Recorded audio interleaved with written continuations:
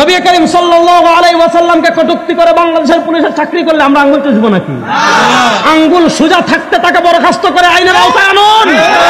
মানে বাংলাদেশের ইমানি মুসলমান যখন আঙ্গুলকে বাঁকা করতে বাধ্য হবে, তসলিমা নাসরিনের মতো এই দেশ ছেড়ে পালাতে বাধ্য হবে ইনশাআল্লাহ, ইনশাআল্লাহ। সুতরাং আমাদের দাবি পরিষ্কার, আমাদের দাবি পরিষ্কার, কোনো কথাবার্তা নাই। রাসূলুল্লাহ সাল্লাল্লাহু আলাইহি ওয়াসাল্লামের ইজ্জতের প্রশ্নে আমরা আমাদের বাপ ত্যাগ করতে প্রস্তুত আছি ইনশাআল্লাহ। রাসূলুল্লাহ সাল্লাল্লাহু আলাইহি ওয়াসাল্লামের ইজ্জতের প্রশ্নে আমরা আমাদের পীর ছাড়তে প্রস্তুত আছি ইনশাআল্লাহ।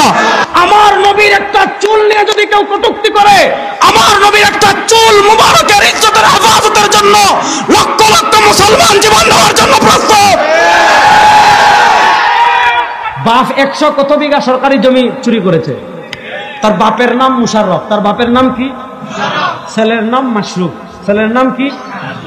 দেখেন এই জঘন্য খবিস কি লিখেছে, আমি আপনাদেরকে পড়ে শুনি, মানে আপনারা সহ্য করতে পারবেন না, মানে আমি আপনাদেরকে কি বলবো। সে লিখেছে, মুসলিমদের মহানবী হযরত মুহাম্মদ সাল্লাল্লাহু আলাইহি ওয়াসাল্লাম সম্পর্কে আমার ক্ষুদ্র জ্ঞানে মনে হয়েছে মানব সমাজে তার অবদান অনস্বীকার্য, তবে একজন নিধর্মী হিসাবে আমার মনে হয়েছে যে অসাধারণ ধীশক্তি এবং মহত্বের অধিকারী হওয়া সত্ত্বেও তার সময়ের সীমাবদ্ধতাকে তিনি পুরোপুরি উপেক্ষা করতে পারেননি।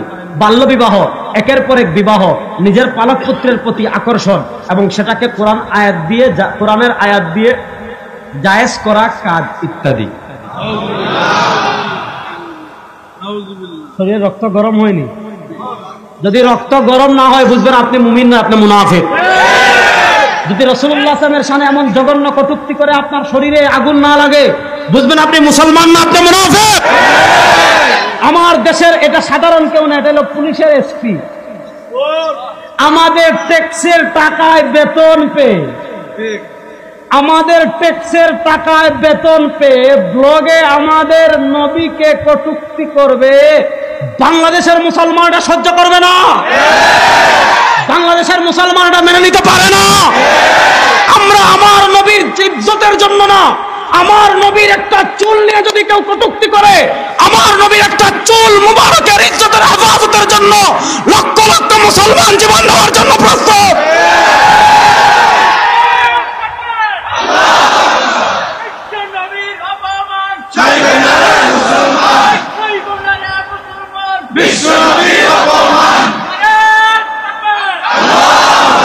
আমি প্রশাসনকে অনুরোধ করব, আমরা পুলিশ বিরোধী না, আমরা মনে করি পুলিশে সবাই নাস্তিক না, অনেক বেশিরভাগ ভালো মানুষ। আমি আপনাদেরকে যেটা বলতে চাচ্ছি, বেশিরভাগ মুসলমান।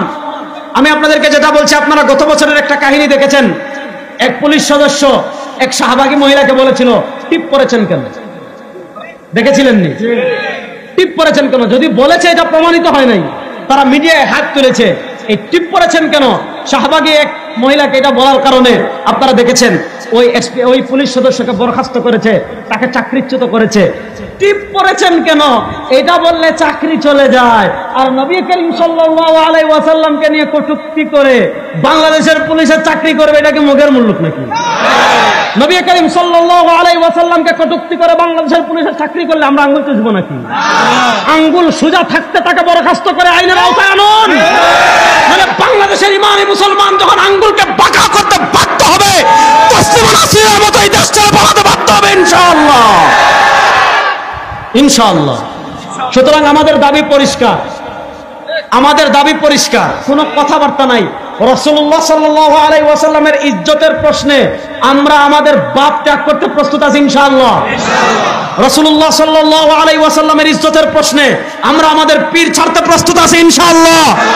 রাসূলুল্লাহ সাল্লাল্লাহু আলাইহি ওয়াসাল্লামের ইজ্জতের প্রশ্নে আমরা আমাদের সন্তানদেরকে ত্যাগ করতে প্রস্তুত আছি ইনশাআল্লাহ।